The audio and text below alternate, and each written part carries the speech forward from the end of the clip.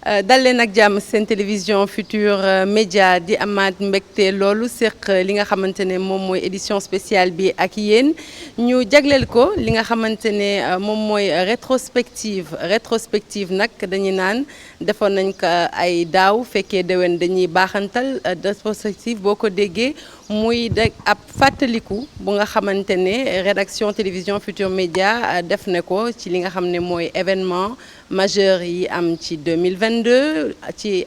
daal di def taxaw seetlu it ci li nga xam ne mooy xew-xew yi marquant ci année bi nga xamante ne mooy jeex fi mu nekk nii ñu dëtmal 2023 di ñaan di ci dugg ci bismillahi rahmaani rahim kon nag mi ngi noonu rétrospective boobu nag dinañ ci ànd tey ak ay invité yoo xamante ne seen xam-xam kenn naattableetu ko ci domaine yi nga xamante ne ñoom la ñuy cité dinañ ci ànd it ak ay journalistes yi nga xamante ne ñoom ñoo def liggéey boobee bokk ci rédaction télévision Futur Média am ñoo xamante ne tàmm nga leen di leen gis ci écran bi mais amit ñoo xamante ne daanaka tey xëj na ngeen leen di découvrir mais ak lu mu mënti am ñun ñëpp ñooy formé li nga xamante ne moom mooy rédaction télévision Futur Média kon nag ñu leen di dalalaat bu baax ci li nga xam ne mooy édition spéciale bii ñu jagleel rétrospective de l'année 2022 dinañ waxtaan ci li nga xamante ne moom mooy santé waxtaan ci li nga xam ne mooy société def ab gëstu taxaw ci li nga xamante ne moom mooy politique naka noonu ci aada ak cosaan ci environnement ci li nga xamante ne tamit mooy actualité internationale ci économie ci koom nga xamante ne soxla na nag sénégalais yëpp may am mbégte lool nag di ci ànd ak sama naataango waaye sama doomu baay Ablaye Cissé Ablaye nuyu naa la. Sarah, c'est un plaisir bokk ak yow jotaay bi def transition 2022 jëm ci 2023 plaisir partager plateau bi ak yow jërëjëf. mu ngi noonu kon di ko jaajëfal bu baax bu loolu weesoo damay jàll ci nga xamante ne ñoom ñooy sunu ay invité du jour ndax fas yéene ñoo gunge tout au long de l'émission muy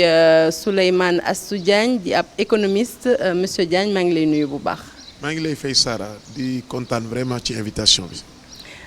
ci sa wet mu nekk koo xam ne moom daanaka mën nañ wax ne miin na kër gi di professeur Djibi Diakhaté di sociologue professeur ñu ngi lay nuyu di la dalal bu baax. jërëjëf Sara maa ngi lay fay maa ngi ziar waa TFM yëpp waa groupe GFM yëpp di rafetlu plateau bu mel nii di ñaan yàlla at mi nga xam ne moom la ñu dëgmal. mu nekk atum jàmm mu nekk atum réussite pour ñëpp ñu nekk am seen projet pour Sénégal pour Afrique pour àdduna bi yëpp. di la jaajëfal bu baax professeur bu nu jógee ci yow dañuy dal ci ki nga xamante ne moom mooy sunu spécialiste sport maison di Cheikh Tidiane Diaw Cheikh Tidiane maa ngi lay nuyu di la dalal ci plateau bi. maa ngi lay fay Sara di rafetlu ànd bi. ci plateau rétrospective bi di at boo xamante ni quand même c'était extrêmement riche en événements ci wàllu sport di nuyu tamit Ablaye Cissé ak nos invités le professeur Dieng ak professeur Djibi Diakhaté ak bépp téléspectateur bu ñuy seetaan. mu ngoog di ko jaajëfal bon d'habitude honneur aux femmes la ñuy def mais comme nous sommes je suis très galante aujourd'hui je fais honneur aux hommes dafa mel ni sport ñoom ñoo moomee on démarre la rétrospective par le sport. Avec tous ces événements marquants qui ont eu lieu dans ce domaine et pour cela Ablaye je te passe la main. Sara waaye suñu gàmmu bi ci wàll Djibi Diakhaté bu ñu ko may dara waaw moom nañu ko teg fi ñu koy teg rek. Sénégal bind taarixu stade Olembe bu Yaoundé ci atum 2022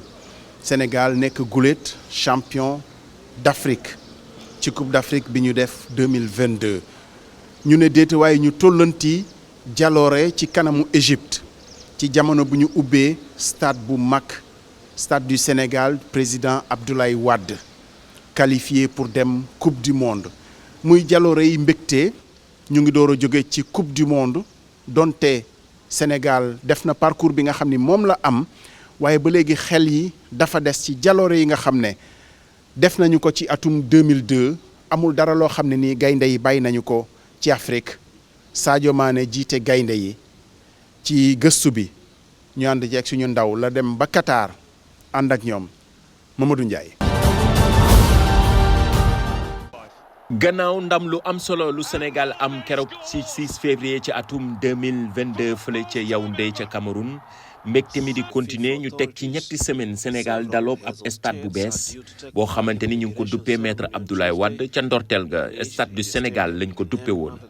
yemook ci jamono joo xamante ni Sénégal amoon jafe-jafe am stade bu yees boo xamante ni dafay respecter normes internationales yi ngir mën a dalal ay matchs internationaux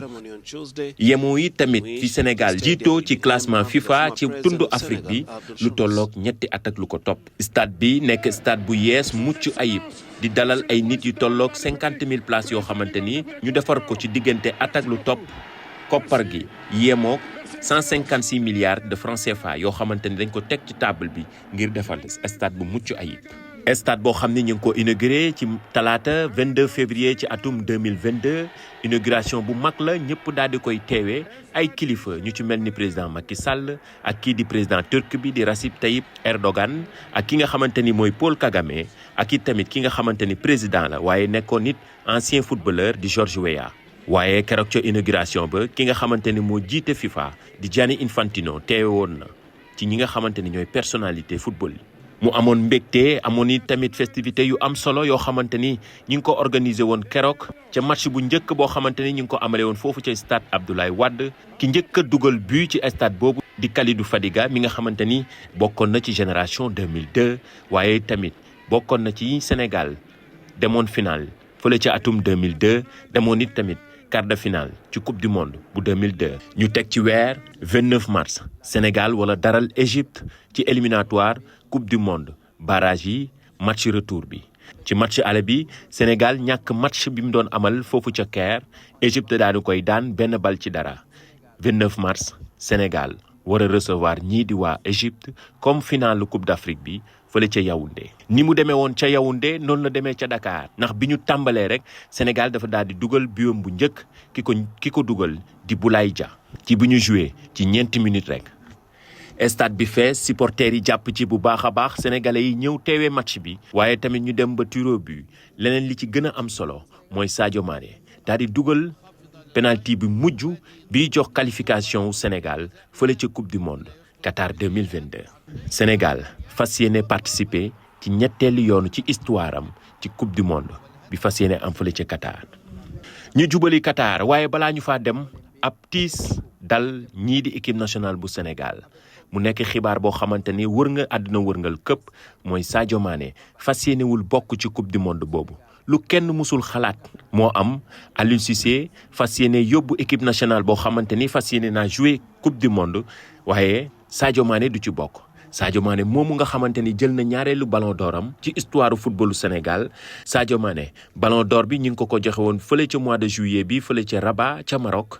mu nekk loo xamante ne lu yees la waaye lu historique cérémonie ballon d'or boobu sax daanaka Sénégal jël ci ay distinction individuelle yu am solo Aliou Cissé nekk sélectionneur bi gën a xarañ ci continent bi milieu terrain bii di Pape Matar Sarr nekk koo xamante ni espoir la jeune milieu terrain boo xamante ne wane na xarañteem Pape Ousmane Sakho yi tamit jël bii bi gën a rafet moom ab sénégalais la jaar Teungueth FC di évoluer fële ca Tanzanie ca Simba Sporting moom moo jël prix bii nga xamante ni mooy bii bi gën a rafet ca Qatar nag Sénégal fas yéene ñëw waaye Sadio Mané du ci bokk te ci coupe du monde Qatar 2022 boobu ñii di waa Argentine ñoo ko mujjee jël mu nar a nekk ñetteeli biñ doon amale fële ca Qatar. mu ngoog Mamadou Ndiaye Bale ñu koy jaajëfal bu baax Ablaye ma bàyyi la nga wéy ci li nga xam ne mooy actualité sportive rétrospective sportive bi mais ak lu mënti ne mun nañ jàpp ne vraiment 2022 nekk na année boo xamante ne sénégalais duñ ko gaaw a fàtte ci domaine sport bi. moo tax on n'a pas envie de quitter 2022 noonu bàyyi mu jàll ndax li nekk ci xel yi bari na sacre bi nga xam ne jël nañu ko ci stade Olembe ci Yaoundé bokk na ci waaye aussi. du ndam loolu rek ndax 2022 la équipe locale delluwaat ci compétition africaine di jaloore yoo xam ne xëy na danañu jural ay perspectives yoo xam ne xëy na li ci kanam moo nar a dàq ci wàllu football ñu ànd ceeg Cheikh Sadibou Diarra. Or it will be Senegal. Sadio Mané's life. And Mané scores. 2022. at mi ñu dul fàtte la ci football bu Sénégal ci la ñu jël coupe d'Afrique bu njëkk ñaar fukki at ginnaaw finalam bu njëkk ñaari at ginnaaw bu mujj bi bi yoon lépp a yemboon ngir jaloore bi ndam bi ci kaw Burkina yokk yaakaar sénégalais yi gisatul lu dul coupe bi Égypte bi éliminé ponkal yëpp tiitalu leen waaye final bi ci dimanche 6 février bi du door ni ñu ko bëggee woon Sadio Mané dafay raté penalty ci simili yu njëkk yi benn bal sax du dugg ci jongante bi ba mu jeex ñu dem ci série de penalty yi nga xam ne jigoon na waa Égypte laata final bi wante Edouard Mendy ak Sadio Mané dañuy tas seen yaakaar. c'est 1h ci bëccëg ba minuit nit ñi dañuy gunge gaynde yi aéroport Yoff ba Palais mbégte mi ak sargal bi wéy ci talaata bi ca Palais ba mu doon lu Sénégal dul fàtte ba mukk wuuteeg ak parcours gaynde yi def ca mondial 2022 bi nga xam ni ballon d'or africain bii di Sadio Mané teeweewu ko. équipe nationale locale bi moom dina teewee CHAN bii di ñëw ca Algérie ginnaaw fukki at ak benn yi mu fa gëj ci wàllum club yi Casa Sport bi jël championnat bi ak coupe bi moo ci gën a ràññeeku. jërëjëf ni ñu ko waxee 2022 bu ñu sañoon duñu ci génn xëy na il n'est pas étonnant professeur Djibi Diakhaté que ñuy def jotaay bi jotaayu sport dajalewuñu fi ay experts sport xëy na day wone caractère transversalu li nga xam ne Sénégal dund na ko ci atum 2022 ana luñ ciy jàngat ci wàllu socio-anthropologie ci xëy na sport solo ak jàngat ak njeexital bu mu am ci suñu nekkin ci suñu dundin. waaw jërëjëf je crois que 2022 comme ni ñu ko waxee ci sport gis nañ fi lu am solo waxuñu ñi nga xam ni duñu dégg bu baax bokkoon nañu compétition am fi lu ñu fi indi ñi def beach soccer ñoom it am na lu ñu fi indi je crois que ci domaine yëpp am na ay performances yu ci am loolu dafay wane ne société bi malgré yenn saa yi ñuy am ay jafe-jafe ci suñu biir sport dina ñëw daal di ñuy delloosiwaat ñu nekk benn bopp donc di nga gis ñëpp daal di delloosiwaat kontante bi nekk benn ñëpp daal ni drapeau Sénégal moom la ñuy yëkkati ci kaw loolu dafa am solo bi nga xam ni moom moo ci des mooy moment de fête la gis nga boo gisee Lions yi gagné Coupe d'Afrique bi ñu ñëwee journée boobu yëpp dafa nekk fête ak jour yi ca topp fête nag dafa baax ci ab askan dafa baax ci pénc de temps en temps ñuy taxaw feetu nit bu liggéeyee ba sonn dafay soxla moment boo xam ni dafay dallu société tamit dafay soxla moment bi nga xam ni dafay dallu dafay souffler dafay noyyiwaat bu baax te fête boobu dafa nekk loo xam ne am na ci solo lool dafay tax nit ñi daal di gën a dalaat parce que bul fàtte ni dañu génnuñu ci sax complètement mais amoon na période bu metti bu nekkoon Covid bi boo xam ni ñenn ñi dañuy amoon confinement jaaxle bi bari et cetera lii bu ñëwee dafay mel ni lu bees loo xam ne dafay delloosiwaat nit ñi ci moment boo xam ni fête la maintenant fi may mujjee rek mooy ay valeurs yu nga xam ne sport daf koy défendre xoolal football bu njëkk nit ñi équipe bi bu ñu daan football soxlawuñu woon arbitre ñaari équipe yi rek ñoo doon football man bu ma gaañee nit maay taxaw téye bal bi daal ni def naa coup franc ñu daal di teg bal bi dóor soxlawul woon arbitre ñu dem ba mu yàgg ñu ni non loolu doyul il faut ñu wut benn arbitre donc après je crois que doon na demee benn arbitre lañ doon am ci terrain muy arbitre central ñu dem ba yàgg ñu ni arbitre central du doy moom kese léegi nañu wut ay arbitre yoo xam ne ñooy nekk ci côté yi muy nekk ñaari juge de touche ak arbitre central ñu nekk ñett dem nañu ba jamono sax ñu ni ñeent waaw nañu wut arbitre boo xam ne mooy nekk ci ligne de but bi parce que yenn saa yi mu am ay but bi dugg na ak duggul ak yu demee noonu ñu demaat ba mu yàgg ñu ni doy léegi nag nañu wut vidéo assistance technologie bi dugg ci mais même loolu sax ba jamono jii may wax vidéo assistance mi ñu ngi naan loolu tamit doyul loolu daf lay wan ni gis nga ni société bi di changer di gën a exigeant we dafay dem bay feeñ ci sport bi alors léegi nag nga gis beneen aspect mooy engagement ñi nga xam ni ñoom ñooy jouer nga xam ni yow boo dee jouer da ngay jàpp ni jouer too pour yow kese mais yaa ngi jouer pour un pays yaa ngi jouer pour un continent xoolal africain yi ni ñu kontaanee ci qualification Maroc demi-finale coupe du monde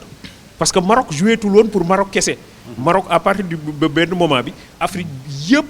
la doon représenté xëy na sax lu weesu Afrique représenté na ko loolu sport dafay dem ba yegg foofu donc sport dafa am ay valeur dafa am ay vertu ginnaaw li ñuy nekk ci terrain bi ñii di dóorante ay kurfeñ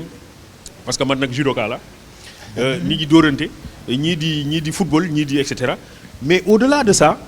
dafa am ay valeur dafa am ay vertu yoo xam ni dafa am solo lool te yooyu dafay gën a jàngal société dafay gën a ñëw duggaat ci société bi delloowaat ñu xam ni gagné woon nañu Coupe d'Afrique bi waaye nag bi ñu demee Coupe du Monde 8e de finale la ñu toog noonu la loolu mooy sport gagné woon nga démb mais tey ji gagné woo ëllëg di nga gagné waat da ngay dem waajaliwaat noonu la sport di jàngalee nit ki nga mën a xam ni yow boo gagné da ngay kontaan mais da ngay respecté tamit ña nga gagné waaye boo pertee tamit nga dellu defarwaat je crois que ñi nga xam ni ñoo nekkoon ci plateau yi télévision yi di def commentaire yi chaque jour dañu doon jàngal loolu ni perte du perte sax en réalité leçon la rek booy dem jàngiwaat gën a taxawaat je crois que loolu am na solo lool. justement Cheikh Tidiane Diaw gannaaw bu ñu la ndokkelee félicité la année 2022 bi équipe nationale bi def na télévision Futurs Médias aussi am na taxawaay ci wàllu sport. Cheikh Tidiane évidemment y a aucun moment boo xam ne échappé na la ci lu ñu vivre 2022 dañu naan kay mais mon Dieu naka la ñuy def ba revivraat exploit yu mel nii parce que Coupe d'Afrique bi ñu ngi koy fàttaliku. Coupe du monde bi aussi c'était passionnant. Ça va pas être facile à rééditer mais ci yan la ñu koy teg. ak lan ngay fàttaliku ci. non rééditer ça va être extrêmement difficile surtout li xewoon Cameroun parce que ça c'était une première je pense que looloo taxoon sax affaire yi dem ba jéggi dayoo sax parce que c'était la première fois ñuy am sensation boobu. sentir ni gagné nañ compétition boo xamee ni depuis les indépendances ñu ngi daw ci ginnaawam mënuñu ko gagné et à chaque fois dañ doon dem on était proche du but mais du sotti finaalu nañ fi ñaari yoon Coupe d'Afrique ñàkk ko benn bi tiro bi benn bi 1-0 ci match yoo xamee ni on pouvait le faire et ça ne s'est pas fait bi nag bi mu ñëwee dafa nekk benn genre délivrance comme ni ko professeur waxee fekkoon askan wi nekkoon ci ay coono yu tar moo tax explosion de joie la woon ñëpp ku bëgg football ku bëggul football la ñëpp la intéressé woon te jour boobu man je me rappelle bi may génn sama kër di liggéey si dama tiitoon parce que da ngay génn gis askan wi ni ñuy dundee di préparer finale bi yaakaar ko jàpp ni Sénégal dafay gagner sa yaram day daw et après lorsque ça s'est fait nit ñi Sénégal jël ndam lii vraiment c'était une sensation extraordinaire ce jour-là je me rappelle finale bi mi ngi commencé woon ay 19 heures yooyu 4 heures du matin ñi ngi ci plateau bi yéguñu coono bi on n'avait pas envie de lâcher la chose le lendemain ñu ñëw tamit 14 heures toogaat di xaar tertu bi tout ça vraiment c'était des moments exceptionnels yoo xam ni je pense que peut-être gagner Coupe du Monde moom mooy tax ñu dundaat loolu parce que mooy li ñu xamagul mais cette sensation de la première victoire c'était magnifique et on l'a tous vécu de façon extraordinaire. Cheikh, tu vas m'aider à saluer toute l'équipe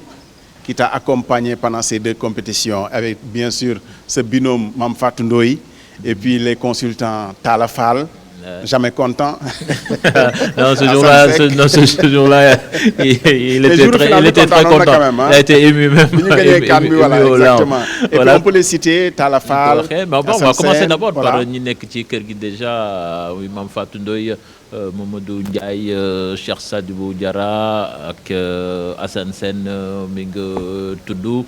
Je pense que mooy ñi nga xam ni dañuy liggéeyal ak aussi il y a l'équipe aussi qui est derrière ñoo xam ni on les voit jamais Vieux Diouf ñoom Pierre Da Silva ak ñi ñuy àndal ci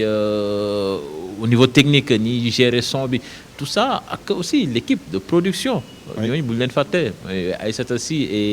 et son équipe ñoom aussi ils ont fait un boulot extraordinaire parce que foofu lay commencer parce que ñooñu suñu deful liggéey bi war ça va être extrêmement difficile ñun ñu ñëw ci plateau bi mën a def suñu liggéey parce que tout se prépare en amont là-bas léegi ñun dañuy ñëw rek dérouler et je pense que ñooñu li ñu def moom moo tax mu possible en parlant des consultants aussi Talla Fall comme tu l'appelles lui il fait presque pratiquement partie de la maison. Il y a ñoom Babacar Gueye ñoom Moustapha Diallo Cheikh Gueye ci Coupe du Monde bi vous avez vu Dame Ndoye il y a également ñoom Lamine Conté ñoom Cheikh Aïdara je pense que daal bari nañ ñoo xamee ni jàpp nañ si et vraiment ça a été de très beaux moments le moment de communion fraternité da ngeen di mujj dem sax da ngeen di mel ni famille. Je pense que même Sara mi da koy dund parce que on était tout le temps ensemble. di seetaan match yi. On va pas révéler les secrets parce que on sait comment ils regardent les matchs. Mais cher. Il y a quand même bi ñuy tiré bi français bi di raté penalty bi maa ngi lay gis ba léegi ngay jàpp sa bopp. Au même moment Sara était en train de. On le revit encore, on est en plein dedans, mes chers. On ne va pas oublier aussi les experts qui se sont révélés quand même pendant cette Coupe du Monde, les experts du mondial off. Les 3 vieillards dans le vent. Les 3 vieillards dans le vent. Les experts du mondial off. Cissé, Bouba Ndour et Charles Faye. Bouba compliqué et Charles sophistiqué. Voilà, ils ont fait le mondial, ils ont fait notre mondial, on les salue également. Sarah, on ne va pas révéler am na match yoo xamante ni waaw gis nañu ni ñu ko seetaane mais maa ngi ñëw léegi. Professeur et puis même ci Coupe d'Afrique bi yaa ngi may fàttali Bouba ci Coupe d'Afrique bi. am na benn score bu mu tàndoon non est-ce que du yëpp sax parce que dafa mel ni dafa amoon benn maire bu koy dee quoi. On a essayé pendant di ko wax match yi nu muy demee. Mais on a essayé pendant cette Coupe du Monde mais sa réponse c'était. Ça n'a pas marché. mu ne nit ñi en fait wutuñu pour mu wax leen score bi. mais dañ maa bëgg a juumloo rek pour war na ma ne xamoo dara moo tax nangul woon a joxe score quoi. Professeur Souleymane Astou Diagne évidemment Coupe du Monde bi Coupe d'Afrique bi je pense que pour la première fois sax ñuy investir xaalis ci compétition te Sénégal amul coow pourtant nit ñi mënoon nañoo ne mais foo rek jarul lii gis nañu budget 14 milliards par exemple pour accompagner l'équipe pendant la Coupe du Monde évidemment investissement la mu jar ko sport aussi moo demee noonu est-ce que ci dundinu àdduna sport dafa am taxawaay boo xamante ni c'est-à-dire état daf ko war a jox gëddëm ba loolu yëpp mën cee law ba mu jur beneen njëriñ bu dul topp ci bal bi rek dóor. waaw en fait sport vecteur u développement la parce que finalité wu dund mooy avoir le bonheur te Cheikh Tidiane wax na ko sànq sensation bi nga xamante ne Sénégalais yi éprouvé nañ ko jour bi ñu jëlee coupe d'Afrique bi sensation boobu bu am solo la ci dundu askan bu mel ni Sénégal xamante ne depuis des décennies ñu ngi ci topp di daw amuñu ko woon donc loolu jar na investir ndax finalité bi aussi mooy ñu yokk bien-être bi te vraiment dugg coupe d'Afrique ci biir Sénégal andi na fi lu rëy ci wàllu mbégte ci wàllu taxawaay également Sénégalais yi am confiance seen bopp loolu aussi dafa am solo donc moo tax investissement yooyu yëpp dafa am solo également sport vecteur du développement la parce que boo xoolee aujourd'hui que ça soit en Europe aux États-Unis même en Asie boo xoolee sport li muy drainer ci wàllu koom mais war na tax aussi ñu gën a joyantiwaat ni ñuy jàppee sport ci suñu dëkk xoolal Qatar par rapport ak coupe du monde bi ak li ñu leen critiqué yëpp Qatar dépensé na lu ëpp 10 fois PIB wu Sénégal création de richesse au Sénégal pour organiser mondialam et gis ngeen ne mondial bi ak lu ñu ci mën a wax réussite la vraiment Qatar wane na ne que am na capacité am na également gis-gis pour organiser une compétition ba nga xamante ne noonu la toll donc ñun Sénégal aussi il faut que ñu taxaw ci mën a di organiser également ay compétitions internationales te loolu mu ngi jaare ci investissement yi nga xamante ne war nañ ko def pour renforcer infrastructure yi renforcer également formation bi pour que xale yi ñu mën leen tàngat et que mu bañ a yem rek aussi ci football parce que dégg naa en fait ñuy wax ne que c'est le foot qui moom mooy siphonner fonds wu ministère des sports yëpp alors que am na yeneen type de sport yi nga xamante ne également war nañ ko valoriser comme basket comme handball ak les jeux de l'esprit donc yooyu day participer ci rehausser niveau nation et donc moo tax ma gëm ne que 2022 bi nekk na année bu spéciale par rapport ak wàllu sport surtout buñ ko tiimalee ci football et également dañu am équipe ba nga xamante ne macha allah vraiment li ñu def coupe du monde déjà mais c'est extraordinaire que ñu jógee fi ñu jógee le meilleur joueur de l'équipe am empêchement ñu dem te terewul on s'est qualifié pour le second tour de la compétition loolu rek vraiment wane na ne que ñun am nañu socle ba nga xamante ne bu dëgër ba nga xamante ne war nañ ci gën a liggéeyaat pour que année yi di ñëw mu andil ñu ay position wala ay trophées yi nga xamante ne dina yokk bonheuru Sénégalais yi ci seen wàllu dundin. Profi Ablaye pour nga yokk foofu sax xam nga ñu bari aussi dañuy dégg budget par exemple budget 14 milliards pour coupe du monde bi alors que ce n'est qu'un budget prévisionnel. Il n'est pas dit que te loolu c'était ba final. Mais soo xoolee ci diggante Coupe d'Afrique bi ak Coupe du Monde bi équipe nationale du Sénégal football bi généré na pratiquement 12 milliards ci soo boolee ñaari compétition bi parce que Coupe du Monde bi déjà am na fa 8 milliards 200 ci li mu yegg huitième de finale. Donc loolu ça veut dire que c'est une équipe bankable quoi boo xam ne day andi xaalis bokkut ak yeneen sport yi ci mel ni basket nga xam ne da ngay gagner afro basket sax doo am dara ci xaalis. C'est pas le cas en football parce que le football liquide xaalis day ñëw bi jaadu nañu ci investir comme ni nga ko waxee rek comme Qatar aussi ni mu investir mais c'est vrai que yeneen sport yi aussi ay sport la yoo xam ne dañ leen war a jàppale c'est vrai que dañ ci war a investir mais bu ñu bëgg di tolloole seen bopp ak football parce que football dayoo bi mu am tey jii je ne pense pas que am na sport bu ko jegee jamono ji fii ci Afrique. Cheikh xam naa professeur Souleymane Assou Diagne dafa génnagul ci coupe du monde parce que passe bi ma passe nii xam nga faraluma Messi moo tax du ma wax Messi parce que passu Griezmann la Mbappé dugal ko parce que il nous offre une magnifique transition bi muy évoquer yeneen sport yi pour ñu bañ a yem ci football bi rek. Évidemment, il y a quelqu'un qui est sur ce plateau, mais qui a le don d'ubiquité aussi, qui va nous raconter l'histoire du basket du Sénégal en 2022. Parce que le basket nous a valu des satisfactions, mais aussi épisode bu difficile boo xam ne aussi war nañ ci jàngat ndax dem nañ fi Coupe d'Afrique am épisode boo xamante ni bu metti la ci nettali ak entraîneur bi Boniface buñ jógee ci loolu aussi am nañu fi ci wàllu làmb ji bu ma sañoon nag Bombardier ñun waa Mbour guddi Mbour ndam rek lay doon waaye nag défaite la jëlee digganteem ak Eumeu Sène Balla Gaye 2 aussi daan Gris Bordeaux loolu ci atum 2022 la ci yeneen jotaay sport yi nga xamante ni Cheikh Tidiane Diawo la ñu ciy àndal mu nettali ñu ko. jóge ci bopp équipe nationale bi fédération bi jël ndogal bi waaye yëf yi dafa mujjee andi xuloo ci seen diggante ku nekk di tam moromam. ñu teg ci ay bés fédération sénégalaise bu basketball teg Ngagne Diop Disagana ci bopp équipe bi équipe nationale bi teguwaat ci yoon bi bay yaakaar qualification ci fenêtre qualification bu mujj bu FIBA. 2022 Sénégal dalal ci wàllu handball Coupe d'Afrique des Nations ci jigéen ñi gaynde yi def tournoi bu am solo demi-finale la ñu leen éliminé ci prolongation yi ci seen diggante ak Angola mi nga xam ni moom sax moom mujj jël ndam li.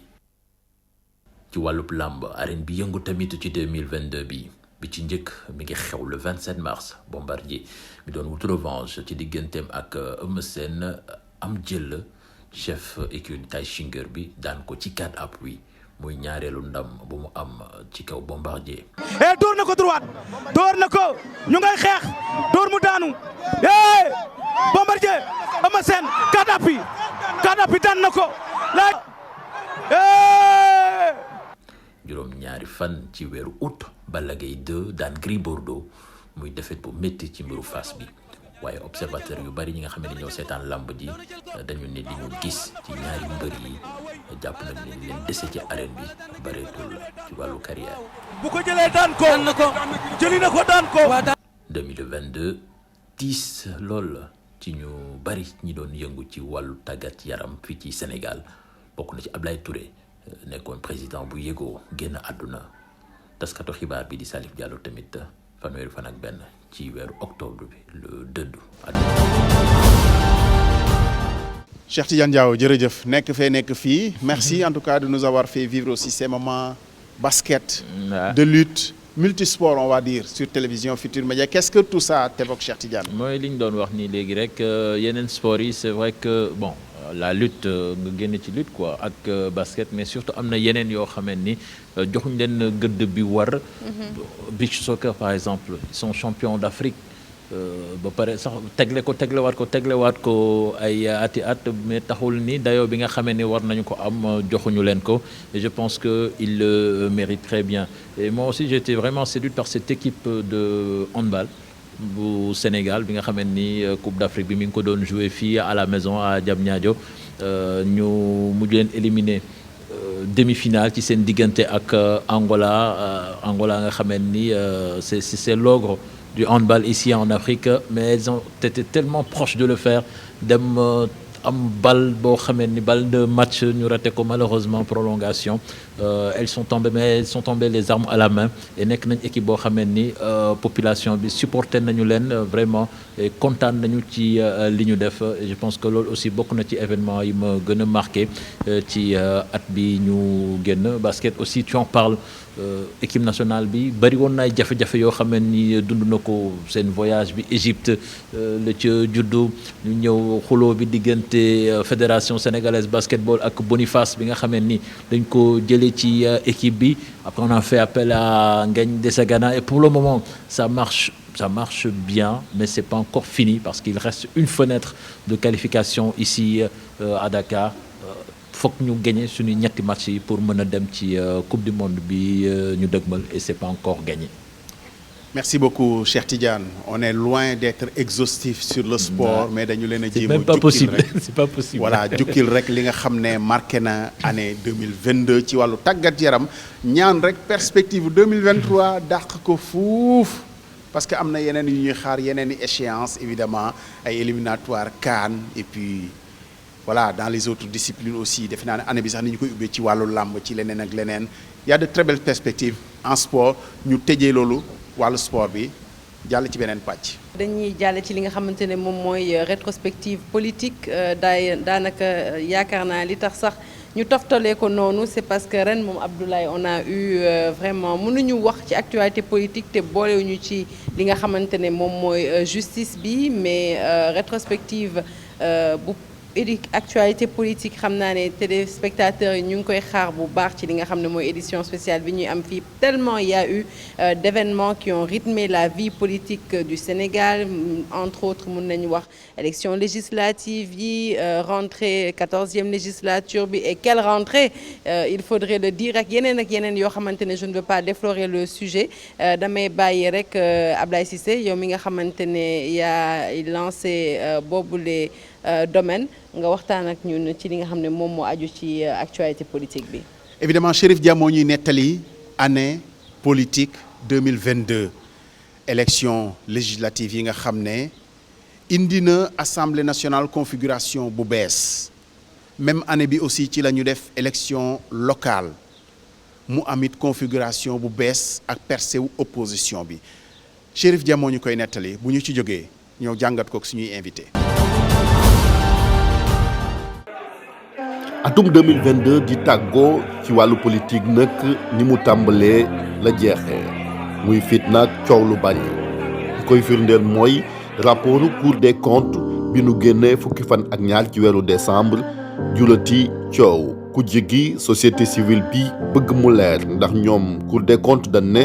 gars yi dafa am ñu sàcc xaalisu Sénégal ci Covid 19 bi 1000 milliards yi. ba tax na ñu sàkku ci justice mu ubbi ci fukk ak ñaar ci ay information judiciaire ngir ay daaj yu ministère leeral fan nañ dugal yooye koppal gouvernement bi indi ciy tontu jàpp ni kon du toll ci juróom-benn milliard rek lan daal di indexé terewul kon coow li jib ba am na benn plan d'action bu kuje gi daal di tëral fanweeri fan ci weeru décembre ñu war a amal ay manifestation Yewwi Askan Wi rax ci dolli ay concert de casserole bu président Macky Sall di def discours à la nation loolu sax moom moo tax ci assemblée nationale am na ay député yu déposé question d'actualité ci taabalu président assemblée bi su ko defee gouvernement bi teew fa ngir leeral Aminata Touré ak Guy Marius Sagna bokk nañ ci waa Wallu Sénégal moom dem ci sax ne nañ indiwaat haute cour de justice su ko defee ñu àtte ministre yi ci joxoñ baaraamu tuuma. assemblée boobu nag changé xarxanam ci élection législative yi génn fanweeri fan ak benn ci weeru juillet tax na kon daanaka doole yi tolloo Benno Bokk Yaakaar amoon 82 sièges ndem sax Aminata Touré mujj na banque loxoom maandu Pape Diop ñëw bokk ci waa Benno looloo tax kon ñu amoon 84 députés Yewwi Askan Wi am juróom fukk ak juróom benn député Wallu Sénégal am 24 députés ci seen intercoalition bi nu sosoon juróom-ñeenti fan ci weeru mai laataa ñuy déposer liste yi Aminata Touré nag moom li tax mu daal di bàyyi Benno Bokk Yaakaar mooy mer jàppoon ni moom moo yeyoo nekk présidente assemblée nationale assemblée boobu nag ka jiite bett ñëpp muy Amadou Mame Diop nekk député maire bu Richard Toll moom la président Macky Sall mujj a tànn ngir mu jiite assemblée nationale boobu. élection législative yooyu nag ñu amal ko sans liste majoritaire titulaire bu Yewwi Askan Wi Ousmane Sonko moo ko jiite woon conseil constitutionnel daf ko invalidé ndax dañ ne danoo ñàkk respecté parité. loolu nag juróon fi coow lu bari ak ay manifestation ku jéggi ne sunu bokkul ci yooyu élection du fi am. élection bi nag taxoon na rek yooyu manifestation am fukki fan ak juróom-ñaar ci weeru juin ay nit ñàkk ci seen bakkan rawatina kon ca Ziguinchor muy taximan bii di Idrissa Goudiaby ak Alexis Diatta. am na ñun ci jàppoon fii ci Ndakaaru tudde leen ay force spéciale ndax danoo jàpp ni rek danoo bëggoon a faagaagal kaaraangeeg Sénégal. waa Benno Bokk Yaakaar it seen liste suppléante bi conseil constitutionnel daf ko invalidé ndax ñoom it respecté woon parité conseil boobu Pape Oumar Sakho moo ko jiite woon laata Mamadou Badio Camara di ko remplacé ñaari fan ci weeru septembre bi ñu génn. coow loolu nag ci wàllu politique terewul élection yi am opposition bi am ci score bu mag daal di jël raw gàddu gi ci département yi bari. tax na kon boo boolee li Yewwi am ak wàllu daanaka toll na ci juróom-ñett fukki siège ca assemblée nationale boobee assemblée nationale ban koy installé ca assemblée nationale. beneen révélation moom mooy journaliste bi di Pape Djibril Fall moom it am siège ca assemblée nationale teewal fa les serviteurs.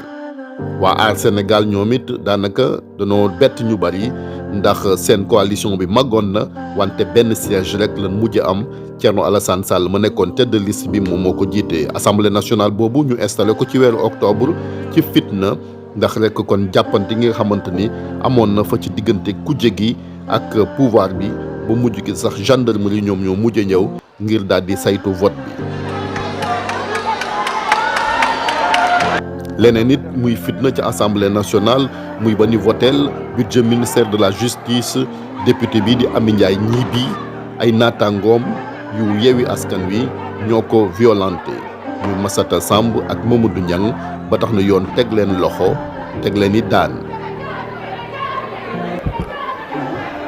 configuration assemblée nationale boobu dafa firndeel la mbañ gàcce yi wane woon ca élection locale yi amoon ñaar fukki fan ak ñett ci weeru janvier bii muy gox-goxaat yi ñu nemmeeku ci ne ku jege daanaka ñoo gañe gox-goxaan yi gën a mag. muy Ndakaaru ak Barthélémy Dias nekk maire Ziguinchor Ousmane Sonko ca Thiès it docteur Babacar Diop nekk ci Yewwi Askan Wi moom it moom moo mujjoon a gagné yeneen diwaan yi tamit ñu gis ni askan wi fal nan ay maire yoo xamante ni sax daanaka xamun leen. ca Kaolack it révélation bi bokk na ci Serigne Mboup homme d'affaires bin mujj a fal mu daal di nekk maire ba ci fële nga xamante ni moom mooy ca Pire ak kii di Mamadou Ndoye Bane noonu daal demee ko yooyee élection fii ci Sénégal. Yewwi Askan Wi nag dafa mel ni mujj noo rek maintenir boobee dynamique ndax ñoom it seen coalition bi mujj naa tas ci investiture yi ci élection législative yi ba tax na ñu mel ni ay Guirassy ñu mel ni it Serigne Mansour Sy Djamil ba ci Cheikh Bamba Dièye ak ñeneen daal di bàyyi boobee coalition ndax kontaanoon ci nin amale yooyee investiture. ñaari xeetu élection yooyu nag moom moo tax président Macky Sall daal di amal remaniement fukki fan ak juróom-ñaar ci weeru septembre. nommé premier ministre bu bees muy Amadou Ba moom mi nga xamante sax defoon nañ ko député Amadou Ba nag ak gouvernement am ñu gis ni xarxanam yu bari daal dina ci soppeeku ak ñoo xamante ni nekkoon nañ ay ministre daal di ñëwaat mel ni ay Aly Ngouille Ndiaye gis na ni départu ministre des sports xawoon naa bett ñu bari ak yeneen i jëwriñ yoo xamante kon bokk nañ ci boobee gouvernement. moom gouvernement bi nag waa Yewwi Askan Wi bëggoon nañ koo daanal ci benn motion de censure buñ amal fukki fan ak ñaar ci weeru décembre bi ginnaaw déclaration de politique générale am wante boobee motion de censure doon ko mujj rejeté ku jege lankoo ne duñu bokk ci élection au conseil des collectivités territoriales nga xamante ni ñi ëpp ci ay conseillers majorité présidentielle lañu bokk.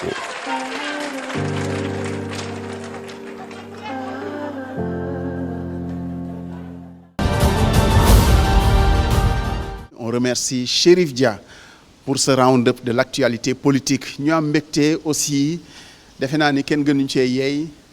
professeur Maurice Soudieck Dione bu ñu la ndokkalewaatee parce que si j'ai bonne mémoire ci 2022 bi la woon agrégation bi n'est-ce pas. 21. À 2021 bon ça passe tellement vite mais ça ne fait rien ñu lay ndokkalewaat parce que loolu aussi bokk na ci li nga xam ne mooy jëmal xam-xam ndokkalewaat la ci dalal la ci télévision Futurs Médias évidemment ñu ngi koy wax léegi professeur Djibi Diakhaté mu ngi fii Daouda Mine maa ngi lay dalal Alassane Ba maa ngi ñëw léegi professeur année électorale 2022 deux élections yoo xam ne configuration yu bees la indi opposition am percé législature 14e bi ni ñu ko doon xaaree finalement ban jàngat la ñu ciy def ci li nga xam ne moo jot a xew yëpp. jërëjëf Abdoulaye donc je pense que ci élection yi nga xam ne jot na fi am muy élection locale yi ak élection législative yi am na ay jàngat yu bare yuñ ci mën a def gis nañ ne kii ñi nga xamante ne ñoo ŋànk nguur gi di coalition Benno Bokk Yaakaar seen lim bi ñu amoon ci wàllu baat wàññeeku na loo xam ne gis nañ ko ci élection locale yi ñu demati ci élection législative yi ñu mel ni ñi ŋànk nguur gi ak ñi féete ci kujje gi dañu timboo maanaam dañu nekk ci situation boobu boo xam ne kenn amul majorité pratiquement te loolu mi ngi soog a am ci li nga xam ne mooy histoire politique Sénégal parce que dañu faral di gis ne président de la République généralement day am majorité présidentielle bu demee assemblée itamit am majorité parlementaire boo xam ne daf koy may mu doxal li nga xam ne mooy programme am dem nañ sax ba doon wax ne ay majorité mécanique la ñu am maanaam lépp loo xamante ne yóbbu nañ ko ca pencu ndaw réew mi eh bien ñi nga xam ne ñoo fa toogal askan wi dañ koy dal di wote te duñ ko faral di saytu loolu lañ doon dàkkantale li nga xam ne moo di assemblée nationale. Et professeur ça vous a donné le tournis quand même yéen ñi gëstu wàllu science politique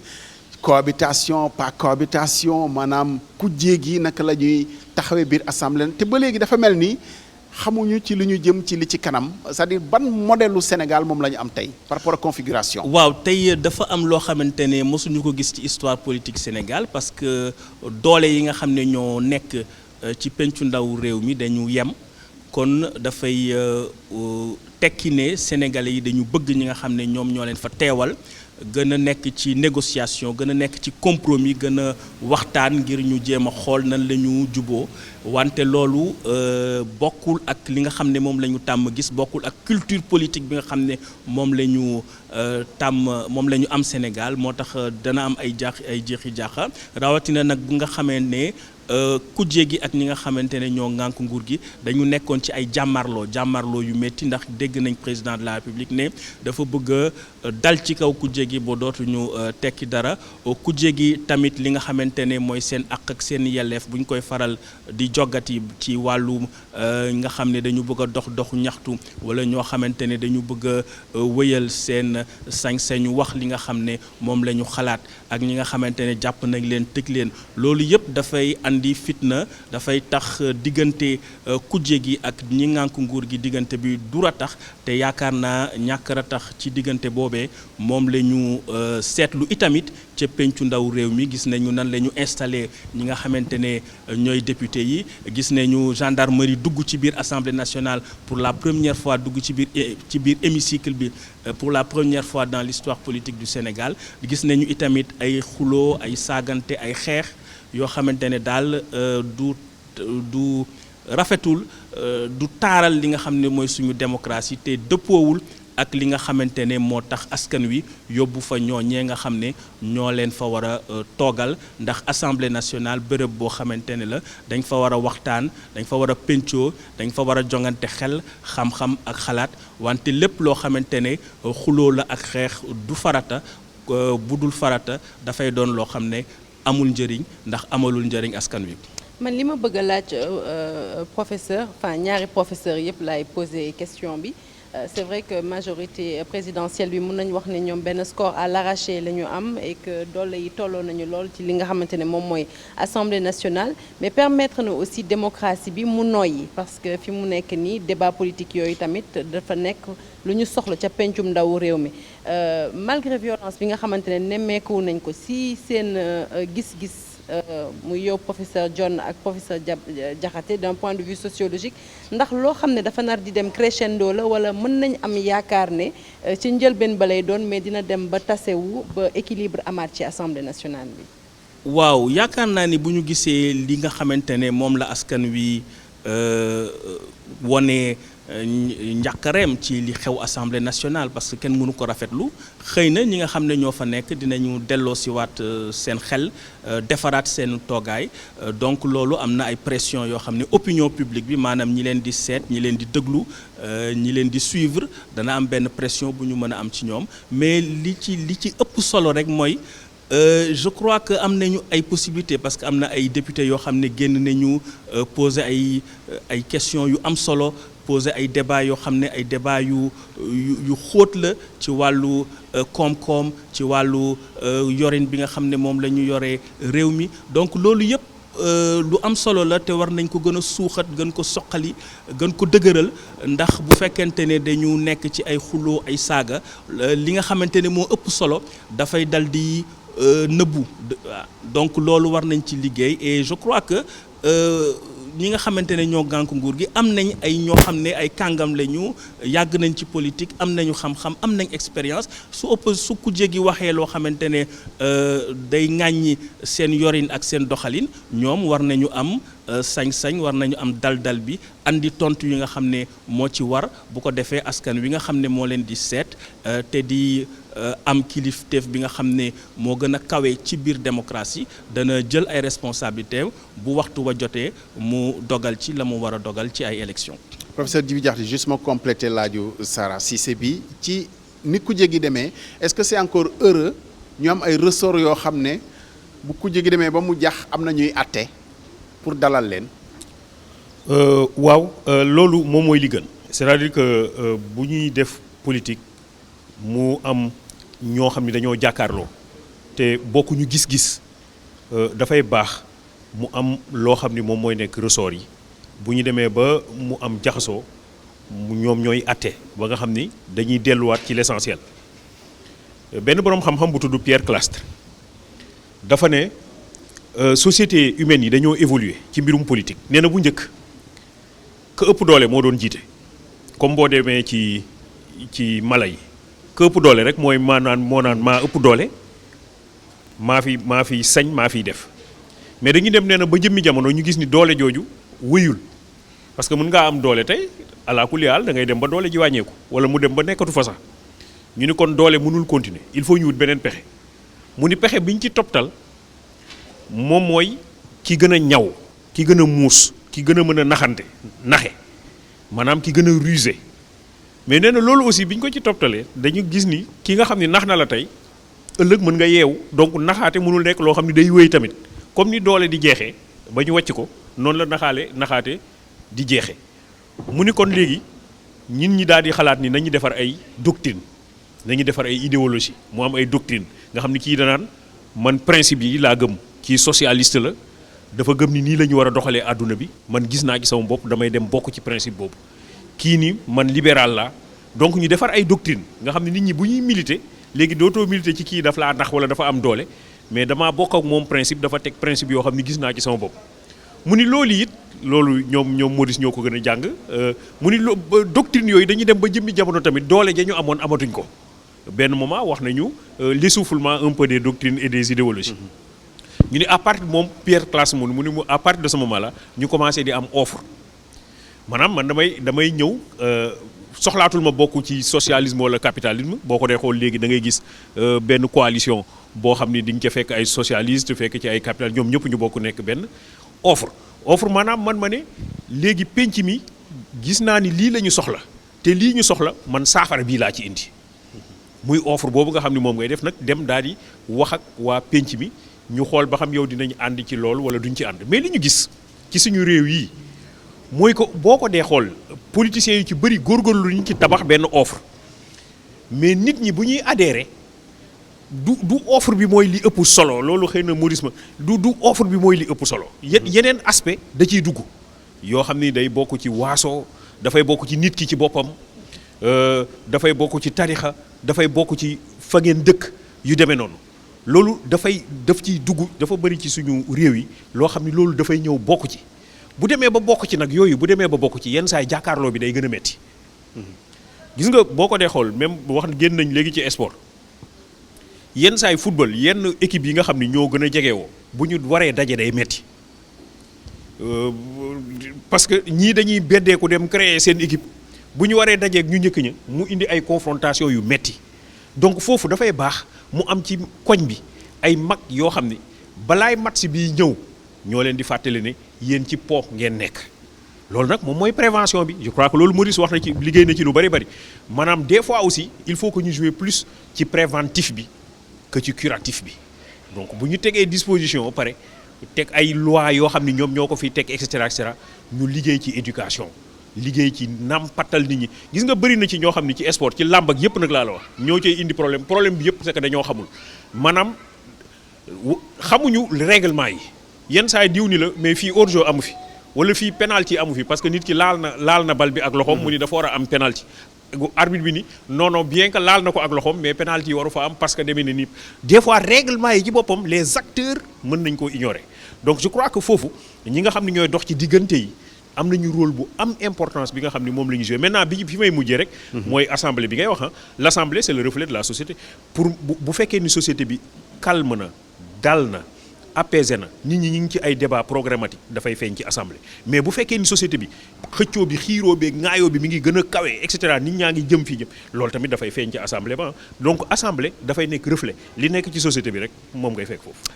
Monsieur Assemblée nationale télévision Futur Média Alassane Ba su ma la nuyoo aussi nuyu naa Pape Fara Ñing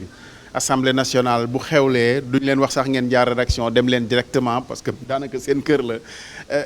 ça doit être passionnant quand même d'avoir vécu cette année-là à l'Assemblée nationale depuis 14e législature bi nga xam ne ubbi na te jóge ci élection législative yi naka ngeen ko dundee réellement en tant que reporter en tant que ñuy côtoyer ñi nekk ci législature boobu yëpp Alassane. Abdoulaye dafa nekk loo xamante ni vraiment lu passionnant la mais luy jàngale la dañ ci fay jëlee lu bëree bëri Assemblée nationale parce que professeur wax na ko léegi société bi en miniature ñoo fa nekk ñoom ñooy wane seen bopp chaque jour bi ñu fa demee ak li ñu fay wane ci jikko ci taxawaay ci xam-xam ak ni mu munti demee donc loolu daf ñuy jàngal lu bëri et pour la première fois également ñu am loo xam ne mosuñu ko am Sénégal muy une assemblée boo xam ne presque force yi dañu yem mosuñu ko am Sénégal baaxoon na ñu am lu mel nii ñu gis ne lan la ñu mën a andil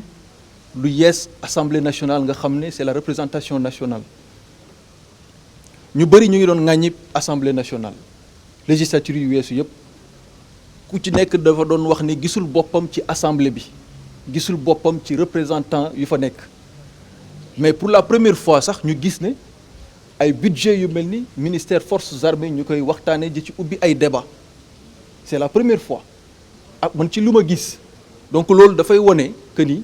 am na foo xamante ni jóge nañ fa waaye am na foo xamante ni également ñu ngi fay toll lu ñu fa tollee nag ak lan la ñu andil lu bees ci wàllu taxawaay ci institution boobu waaye également ci wàllu reflet jafe-jafe yi nga xamante ni askan wi ñu ngi koy dund au jour le jour. Alassane ku wax lii wax la ca des de assemblée législature bii moom xëy na ñaan rek 2023 mu bañ am ay coquette ak yeneen mais doy na waar quand même ci ni ñu ko dundee. xam nga ñaari mbir la. La première chose c'est quoi c'est nan la ñu taxawoo askan wi par rapport justement ak débat yu ñuy poser les questions de fond yu ñuy poser au gouvernement bi nga xamante ni moom mooy exécuter la politique du chef de l'État. Ça c'est un élément. L'autre aspect c'est que Assemblée nationale aussi ay jikko yoo xamante ni yu daje la ku ci nekk ak ni nga jikkoo moom ku ci nekk nag ni nga jikkoo noonu ngay wone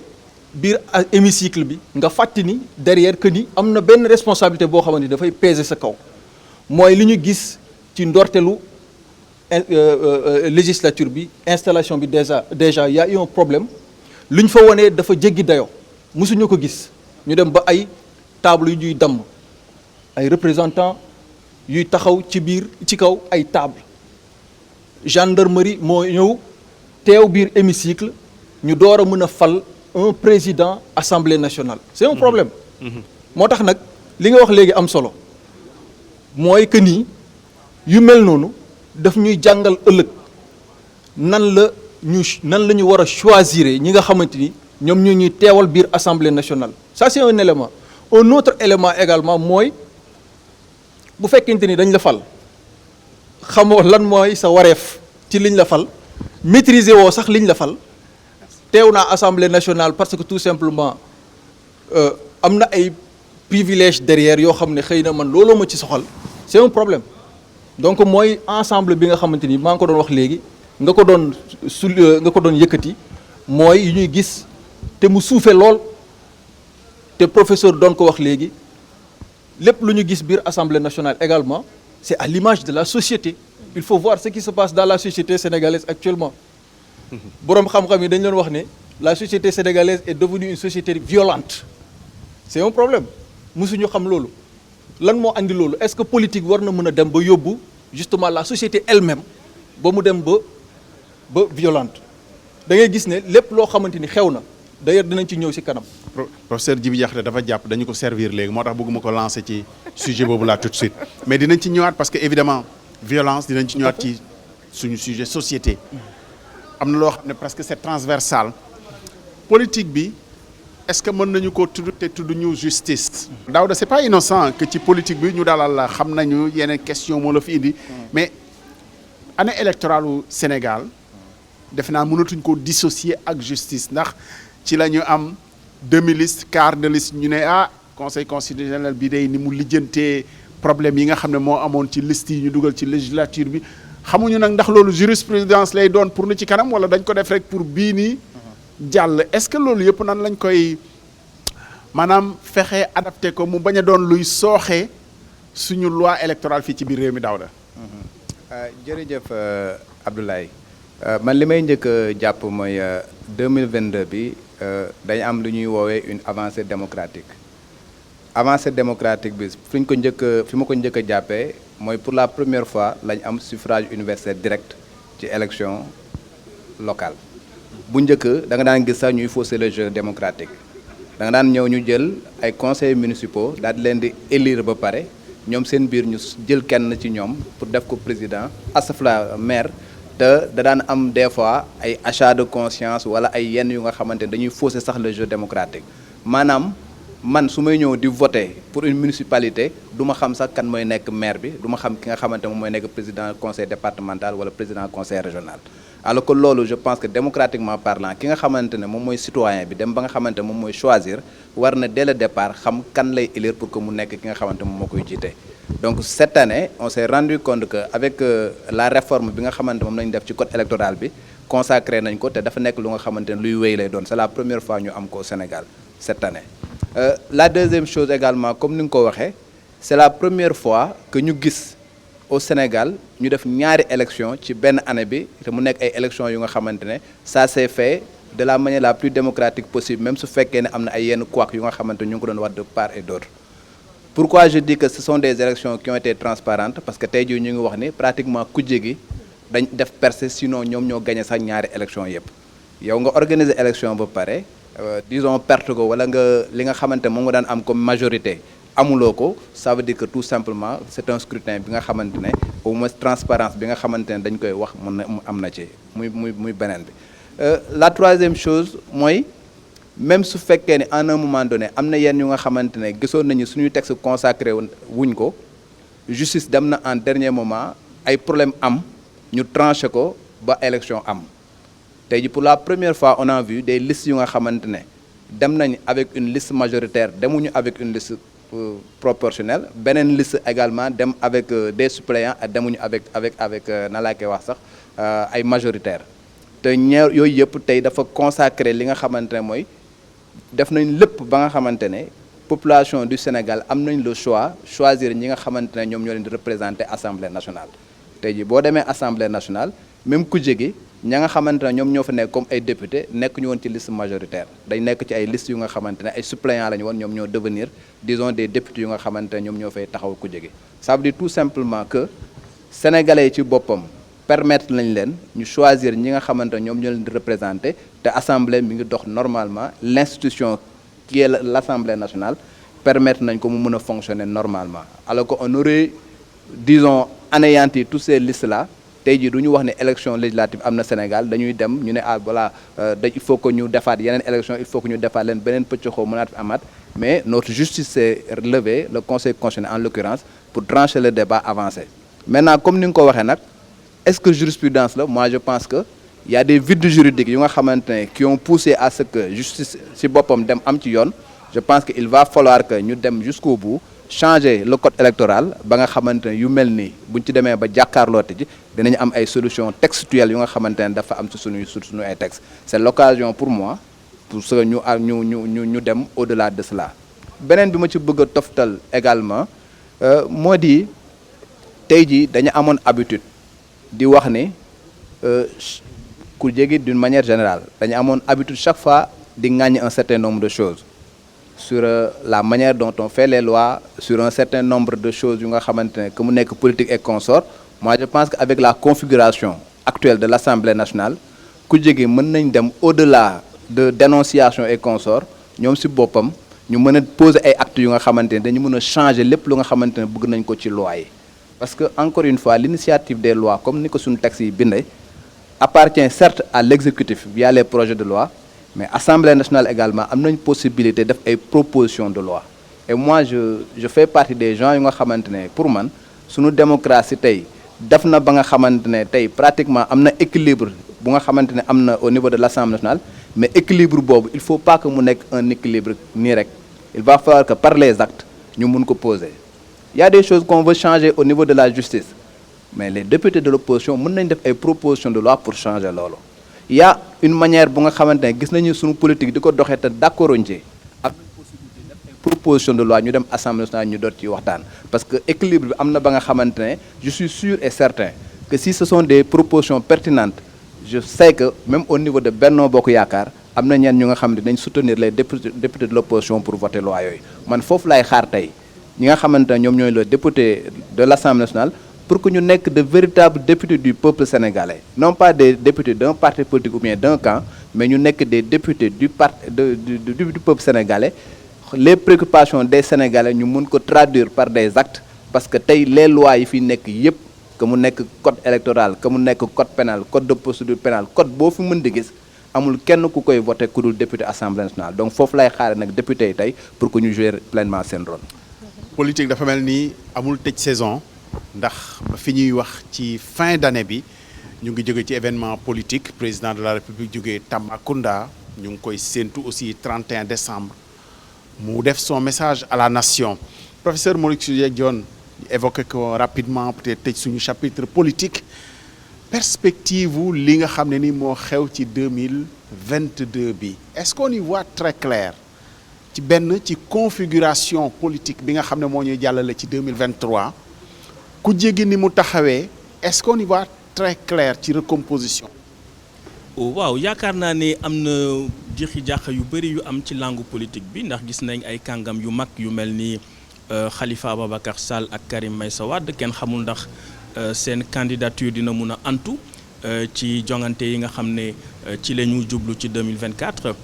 gis nañu itamit ne ki nga xamante ni mooy Ousmane Sonko moom it am na problème boo xam ne moom la jànkonteel donc loolu yëpp président Macky Sall ci boppam moom it gis nañu ne mi ngi des di wax ne du ne waaw du ne déet te candidature am constitution bi daf ko dàq ndax constitution bi dafa ne kenn mënu la def lu weesu ñaari mandat yu toppalante te moom def na ñaari mandat yu toppalante ba noppi donc kon dañu gis ne loolu yëpp ay jeexi jaaxal la ci langue politique bi xëy na ci 2023 bi dinañu am ay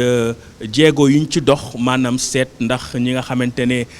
seeni sañ-sañ ak seeni sañ-sañu samp ndënd ñàkk nañ ko nan la ñu def ba ñu jotaat ci mën nañu xooli tamit ci diggante kujje gi ak ci diggante ñi nga xamante ne ñoo ŋànk nguur gi nan la ñu mën a waxtaanee ba juboo ci li nga xam ne mooy code électoral bi maanaam sart yi nga xam ne ñoo tënk po mi ndax démocratie po la mais bu tegu ci ay sart donc charte yooyu foog ñu waxtaanee ko ba ñëpp d'accord ci Daouda Mine wax na ko sànq ñu yaakaar ni itamit dina am ay ressort maanaam ay mag ay kilifa yoo xam ne mën nañ ci dox wax ci ba nga xam ne jàmm dana mën a dellu si sama naataango professeur Djibi Diakhaté wax na ko donc loolu yëpp muy ay chantier yoo xam ne war nañ ci jóg ci li nga xamante ne mooy démocratie Sénégal ndax violence bi nga xam ne moom la ñu gis ci Assemblée nationale violence bu doy waar la Al Hassane wax na ko sànq donc vraiment du li nga xamante ne moom la ñu xaar moom la askan wi xaar ci ñooñee nga xam ne ñooñ la ñu tabb ñoom la ñu fal ngir ñu waxal ak jëfal askan wi fee ci pencu ndaw réew mi. Professeur Djibi Diakhaté très rapidement est-ce que dañuy taxaw rek ci ni ko Alassane junjee